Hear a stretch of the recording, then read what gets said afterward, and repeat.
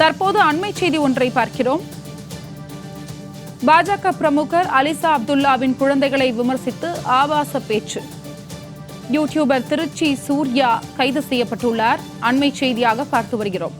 திருச்சி சூர்யா மீது நடவடிக்கை கோரி சென்னை காவல் ஆணையர் அலுவலகத்தில் அலிசா கண்ணீர் மல்க புகார் அளித்துள்ளார். இந்த நிலையில் தற்பொழுது கைது செய்யப்பட்டுள்ளார். திருச்சி சூர்யா தற்பொழுது கைது செய்யப்பட்டுள்ளார். அண்மை செய்தியாக பார்த்து வருகிறோம். அலிசா அப்துல்லா புகாரின் அடிப்படையில் சைபர் கிரைம் போலீசார் இந்த நடவடிக்கையை மேற்கொண்டுள்ளனர்.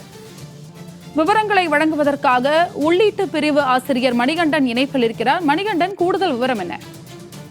வணக்கம் அருணா.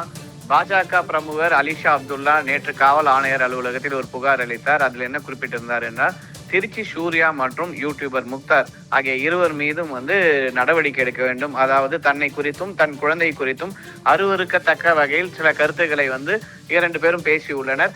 அந்த வீடியோவை நீக்க வேண்டும். அது தொடர்பாக அவங்க இருவரையும் மீது நடவடிக்கை எடுக்க வேண்டும். பெண்கள் மற்றும் குழந்தைகளுக்கு எதிரான சட்டத்தில் இந்த நடவடிக்கை எடுக்க வேண்டும் என்று அவர் புகார் அளித்திருந்தார். இந்த நிலையில் தான் சென்னை காவல்துறையினர் திருச்சி சூர்யாவை சற்று நேரத்துக்கு முன்பாக கைது செய்தனர். இது தொடர்பாக திருச்சி சூர்யா அவருடைய முகநூல் பக்கத்தில் கூட ஒரு போஸ்ட் செய்திருந்தார். அதில் என்ன குறிப்பிட்டிருந்தார், இன்னும் சில நேரங்களில் தான் கைது செய்யப்படுவதாக அவரே தெரிவித்திருந்தார். இந்த சூழலில் அவர் தற்போது கைது செய்யப்பட்டுள்ளார்.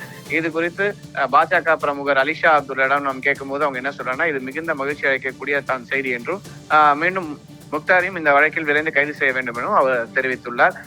சூர்யாவை பொறுத்த வரைக்கும் அவர் திருச்சி சிவாவின் மகனாக இருந்தார். முன்னாள் பாஜகவில் முக்கிய பொறுப்பிலையும் இருந்தார். அதற்கு முன்பாக அவர் திமுகவில் இருந்தார். இப்படி இரண்டு கட்சிகளிலும் இருந்துட்டு வெளியேறி தற்போது